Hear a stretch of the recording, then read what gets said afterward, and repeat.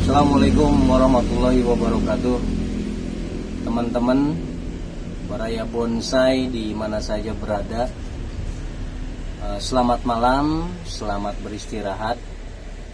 Mudah-mudahan teman-teman masih stay tune di Dosen Bonsai Channel.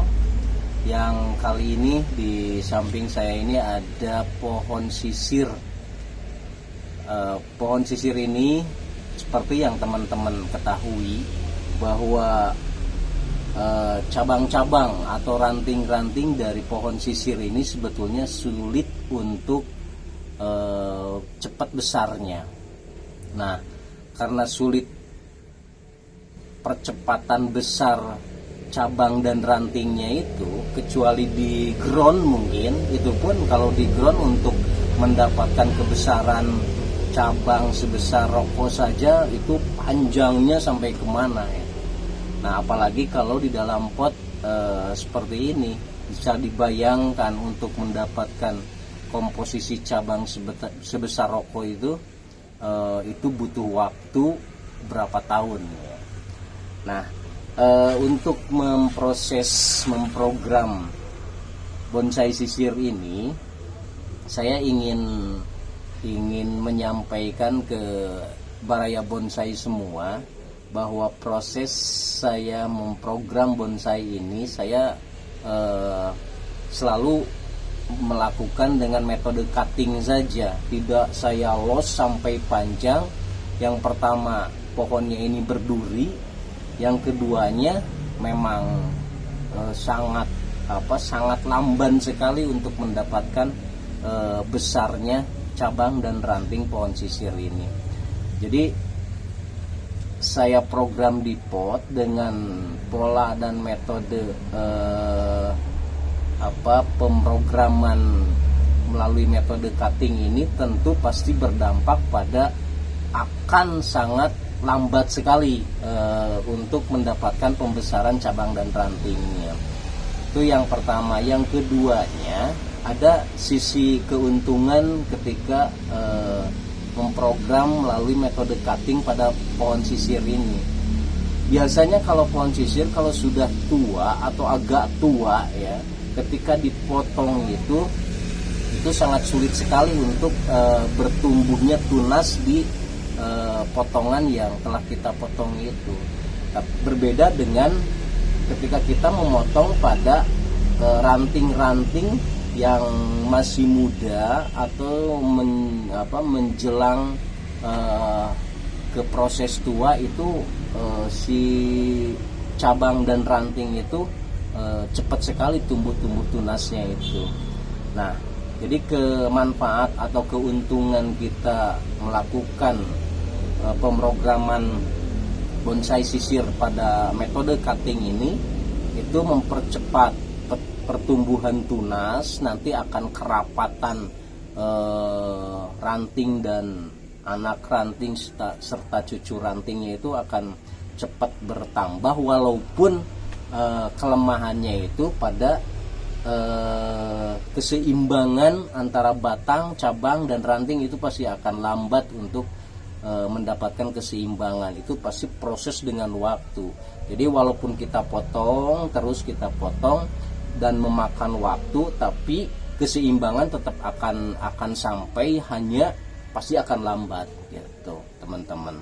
Nah, pada malam hari ini saya ingin mencoba untuk memprogram memotong ranting-ranting yang sudah tampak panjang ya, maka akan saya potong. Dan inilah proses saya membuat bonsai dari pohon sisir itu. Teman-teman, selamat malam, selamat menyaksikan. Seperti biasanya teman-teman, saya gunakan kain penutup media tanam ini agar potongan-potongan cabang dan rantingnya tidak berserakan di atas media tanam.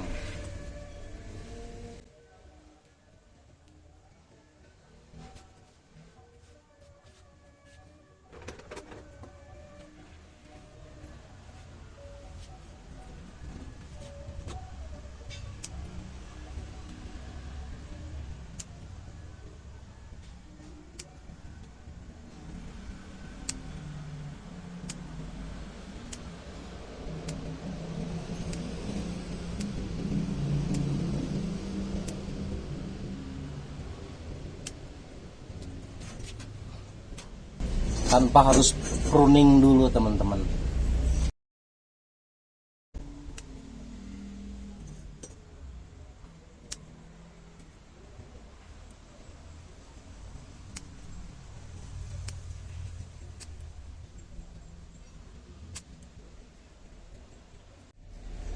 Jadi dipotongnya antara ranting, di sini ada daun, potongnya di situ aja, biar nanti tumbuh tunasnya itu di antara daun tersebut, teman-teman.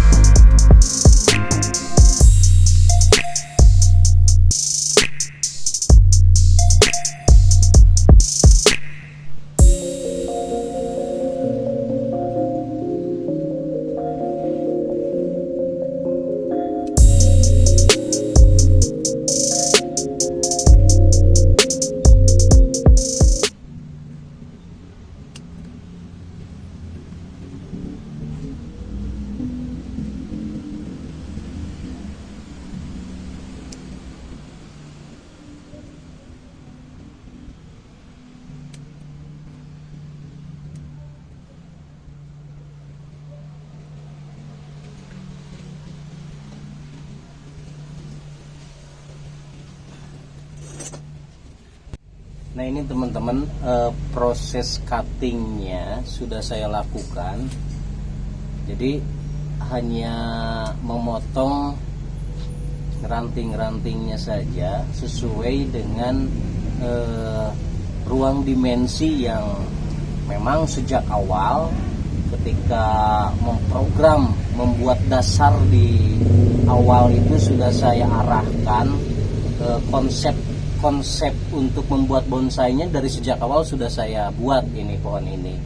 Jadi ketika kita los ranting ya, walaupun los tidak terlalu panjang, hanya ukuran 30 sampai 40 cm saja, lalu saya potong dan potong terus itu tinggal mengikuti rangka dasar yang dulu saya buat itu. Jadi tinggal potong-potong saja bagian mana yang sekiranya itu merubah gaya, merubah konsep dari rangka dasar yang awal itu saya potong. Ya seperti tadi ketika ada di sub bagian ini lalu ke atas ya kita potong saja, walaupun potongnya betul-betul potong pendek karena itu merubah rangka dasar awal yang saya buat gitu teman-teman. Jadi berbeda ya dengan pola wiring ya. Kalau pola wiring itu sebetulnya si ranting itu bisa diarahkan saja melalui kawat, tapi ketika cutting ya kita potong saja, kita memposisikan ranting-ranting yang sudah ada, yang sudah tumbuh di tempat yang tepat, tinggal kita potong-potong saja. Nanti finishingnya kalau misalkan posisi dan komposisi cabang ranting-ranting ini sudah sesuai, baru kita pruning tinggal pengarahan sedikit-sedikit saja ranting-ranting yang menjorok misalnya, salah arahnya misalnya gitu, kita cutting saja, kita sesuaikan dengan pola kerangka dasar yang dulu saya buat. Jadi ini cukup begini saja nanti polanya, sambil memproses keseimbangan cabang, keseimbangan ranting dengan bodi ya, dengan bodi yang ada seperti ini, sementara cabangnya masih kelihatan ya oleh teman-teman itu agak kecil ya, walaupun sebetulnya ini enggak terlalu kecil ya. Kalau ini pruning bisa teman-teman lihat ini bahwa komposisi cabang pohon ini itu ya kalau diukur oleh waktu 2 tahun ini bisa seimbang sebetulnya. 2 tahun ke depan bisa seimbang walaupun dengan pola cutting tersebut teman-teman. Seperti itu teman-teman ya, kita prosesnya itu melalui cutting saja, terus dipres sampai sub dari rangka dasar yang kita buat dulu itu tetap stabil, tetap konseptual, dan kita tinggal mengarahkan saja sambil menunggu ke depan waktu yang akan menjawabnya, bagaimana pohon ini bisa indah, bisa tumbuh, bisa berkembang, bisa subur, dan bisa asik untuk dilihat oleh kita semua. Gitu aja saja teman-teman, mudah-mudahan bermanfaat, dan selamat malam, selamat beristirahat. Assalamualaikum warahmatullahi wabarakatuh.